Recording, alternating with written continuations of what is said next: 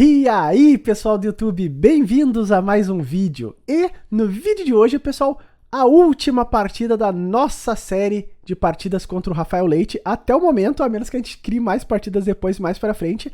Mas essa aqui é a quarta partida dessa série, muito interessante. Essa partida aqui, eu tava jogando de brancas, o Rafael Leite tava de pretas, tá? E foi uma daquelas partidas que a gente jogou em off, na preparação dele pro Campeonato Brasileiro Amador.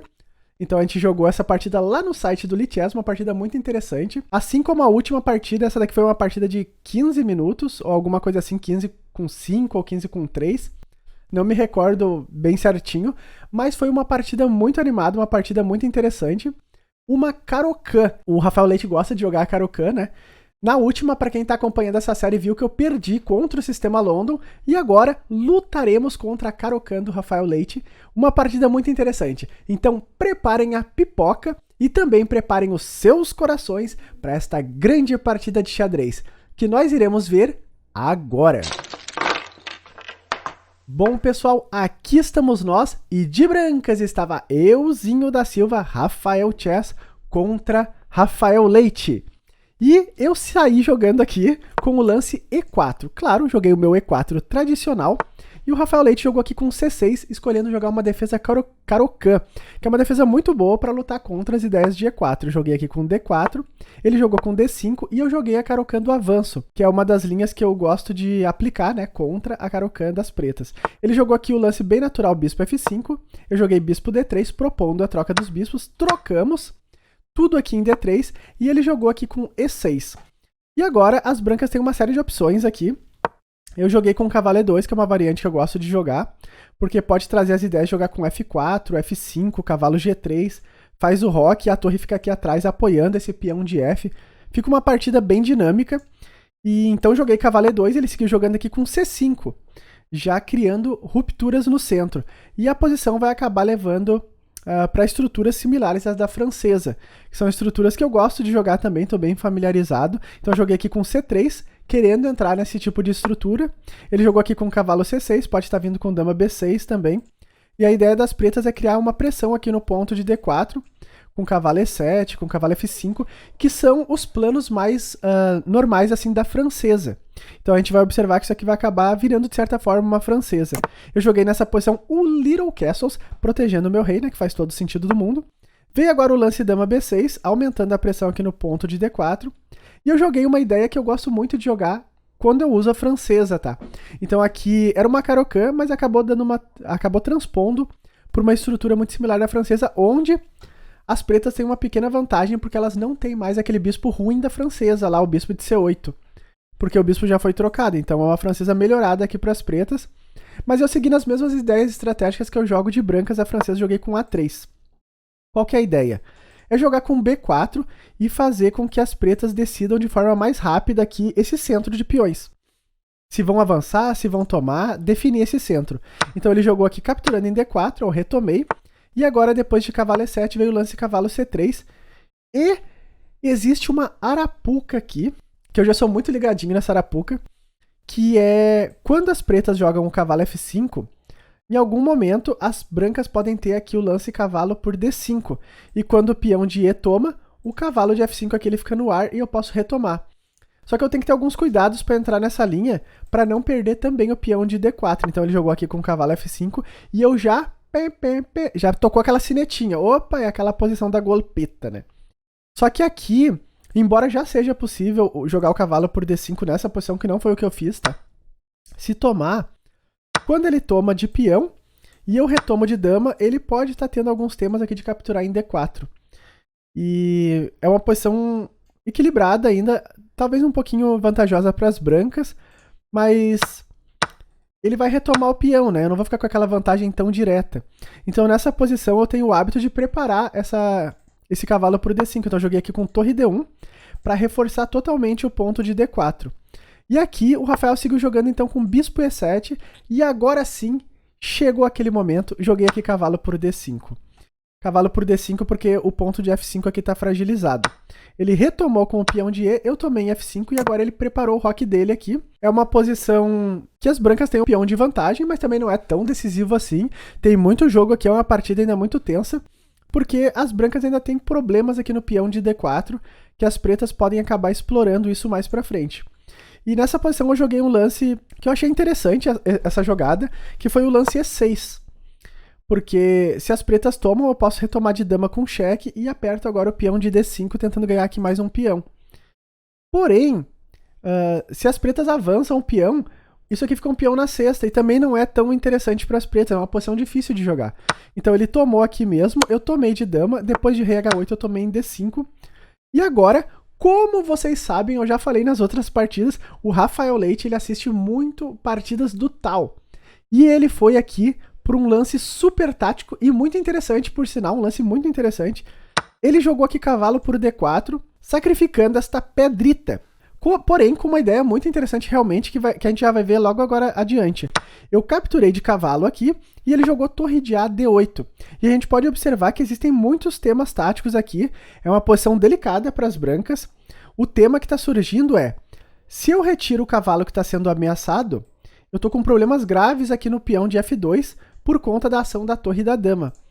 Claro, tô com a dama ameaçada aqui também, né, que é bem grave. E, claro, isso depois que eu tiro a dama, eu tenho problemas no peão de F2.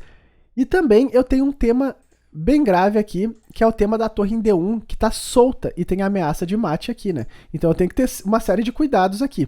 Eu joguei com dama E4 aqui, retirando a dama do ataque, mantendo a defesa aqui do cavalo. Esse cavalo ele é muito importante que ele fique aqui, porque ele é um bloqueador. Mas o Rafael intensificou a pressão no ponto de D4 e ele jogou bispo C5. E agora, não é nada fácil de jogar de brancas essa posição. O cavalo aqui ele tá ameaçado, mas ele ao mesmo tempo tá pregado de várias formas. Porque se eu tiro o cavalo, eu tô tomando mate aqui, né, com torre por D1. O rei tá afogado aqui no fundo. E o peão de F2 tem uma pressão bem forte também acontecendo aqui nesse ponto, né, porque observem que tem bispo, tem dama, todo mundo atacando ali o ponto de F2. E não é simples de jogar.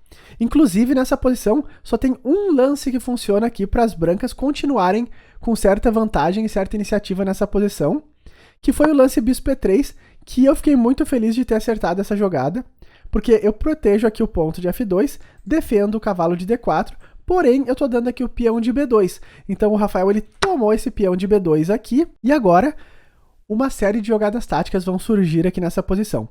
Porque a gente pode observar alguns detalhes. O bispo de C5, ele agora é uma peça solta no ar, ele é uma peça que está sem defesa, e peças sem defesa, como a gente já sabe, sempre podem ser sinônimos de temas táticos. Então eu joguei aqui cavalo E6, e eu gostei bastante dessa jogada, porque é um duplo. Claro, as pretas aqui elas podem trocar um parzinho de torres, né, para aliviar essa pressão do duplo. Foi isso mesmo que o Rafael Leite fez, ele tomou em D1, e depois de torre por D1, fiquei com uma ameaça aqui bem interessante, atacando a torre e atacando o bispo de C5 duas vezes. E, claro, não é tão simples de jogar de pretas aqui. O Rafael Leite ele jogou de forma muito ativa, ele jogou aqui dama B3, que toca o cavalo, e toca também a torre de D1. E agora eu fiquei muito contente com esse lance que eu fiz, porque existem algumas continuações boas para as brancas aqui, tá? Se a gente botar aqui no Stockfish, ele tá sugerindo aqui continuações interessantes como torre B1, que toca a dama, né? E mantém agora a ameaça aqui de capturar o bispo ou de capturar a torre. É uma jogada interessante para as brancas aqui. E outra jogada que o Stockfish sugere é torre E1, retirando a torre do ataque e mantendo agora esse duplo, que não é fácil para as pretas solucionarem esses problemas, né? Mas eu não joguei nenhum desses lances e eu fiquei muito contente com o lance que eu joguei. Eu demorei um tempinho nessa posição, admito. Era uma partida de mais tempo, né? Eu pensei um pouco aqui para tentar entender exatamente o que estava acontecendo. Eu estava vendo a continuação de torre B1. Inclusive, era a continuação que eu estava quase escolhendo em fazer. Até que eu vi este brilhante lance que cria uma ameaça muito mais intensa e muito mais forte. E, ao mesmo tempo, defende aqui a torre de D1. E, por sinal, é o lance mais forte nessa posição aqui para as brancas. Então, pensem um pouquinho nessa posição e tentem descobrir o lance aqui que cria mais ameaças e também defende tudo ao mesmo tempo. Pois é isso mesmo, pessoal, vou dar o lance. Eu joguei aqui com dama G4. E esse lance aqui ele é muito bom, porque ele defende a torre de D1. Eu fiquei muito feliz de ter encontrado essa jogada. Defende aqui o cavalo de E6, mantém todas as ameaças no mesmo lugar. Porém, ele cria uma nova ameaça, que é uma ameaça muito interessante, que é mates com tomates aqui com dama por G7. Então, O lance dama G4, além de defender tudo, ele cria essa ameaça aqui, que é uma ameaça bem incômoda aqui para a posição das pretas. E nessa posição, o Rafael Leite, ele abandonou, jogou a toalha, porque aqui realmente não tem mais como continuar, a posição muito difícil, né? Mas eu gostei muito das ideias, porque acabou levando para uma partida bem tática. Claro, eu até comentei, mandei um chat ali para ele, através do Lichess mesmo, falando que ele tinha caído numa preparaçãozinha, né? Que era aquele lance cavalo por D5. Então isso aqui é um tema muito interessante pra gente, pra quem joga contra a Caro-Kann ou contra a francesa, criar essa ideia aqui. Torre D1, dama D3, reforçando o ponto de D4 e sempre ficar muito atento a esse golpe tático aqui de cavalo por D5, porque observem que esse peão aqui tá sobrecarregado, ele está defendendo o peão de D5 e ao mesmo tempo ele está defendendo o cavalo de F5 que está atacado pela dama. Então é um tema que acontece muito, inclusive, eu acho que eu comentei isso com o Rafael Leite, muitos jogadores, até muitos mestres caem nessa golpeta aqui, inclusive o mestre Rafael caiu, né? Porque não é tão simples de ver. Então uma continuação aqui para as pretas, para não caírem nessa golpeta, né? É jogar com torre D8 aqui nessa posição, ao invés de bispo E7, né? Torre D8 defendendo aqui, e agora sim as pretas vão poder jogar com bispo E7 e preparar o roque curto, sem ter problemas aqui de perder o peão de D5, né? Acho que essa posição aqui é muito aceitável para as pretas, uma posição muito boa. E existem alguns temas aqui que as brancas podem seguir mais pra frente, ideias de G4, que são ideias de meio jogo que vão acabar surgindo para expulsar esse cavalo de F5, mas de qualquer modo foi uma partida muito interessante, eu gostei muito de ter jogado essa partida e vamos ver como foi o relatório dessa partida aqui no chess.com. Bom pessoal, aqui estamos nós e a gente pode ver o relatório aqui. Claro que a precisão das pretas aqui, ela caiu bastante, muito por conta do cavalo por D5 ali que eu acabei ganhando material, e isso impacta muito na precisão, mas de forma geral o Rafael Leite jogou de forma muito boa essa partida, jogou muito bem, porque ele conseguiu sempre criar iniciativas e ameaças, então não foi uma partida fácil, de modo algum, foi uma partida bem interessante, inclusive naquele momento das cravadas ali com o bispo C5, eu só tinha uma continuação ali que era bispo E3 para manter ainda certa iniciativa e vantagem na partida. Era muito delicada aquela posição. Vamos ver aqui como foi o relatório. Eu joguei com 96% de precisão. Fiquei contente com essa precisão, claro, né? Tive melhores lances aqui, foram 12 contra 8. Eu tive um lance excelente. O Rafael não fez nenhum nessa partida. Mas na partida anterior fez vários e eu tive vários problemas. 2 bons lances contra 4 dele. Inclusive ele teve mais lances bons do que eu aqui. 4 lances de livro contra 3. 2 imprecisões contra 4.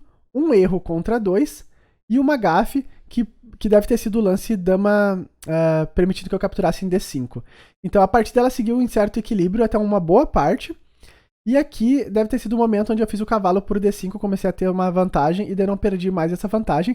Uma partida muito interessante, espero muito que vocês tenham gostado dessa nossa série aqui, Rafael e Rafael Leite, o grande comunicador do xadrez Brasil, um jogador extremamente forte, jogador muito bom e talentoso, e um excelente comunicador também. Então, o canal de Xadrez Brasil, dispensa comentário, todos vocês conhecem, né? Fiz essa série aqui que eu gostei bastante de trazer essas partidas, foram partidas muito interessantes, dinâmicas e animadas. Certo, pessoal? Então, se tu gostou desse vídeo, gostou dessa série, não esquece de deixar aquele like, porque ajuda muito o canal a crescer. Compartilhe esse vídeo com os teus amigos que também gostam de xadrez e se tu é novo aqui no canal, pois não te esquece de te inscrever aí embaixo, é bem rápido e fácil, aciona o sininho das notificações para ficar sempre informado quando saírem vídeos novos aqui neste canalzinho e até os próximos vídeos, pessoal, valeu!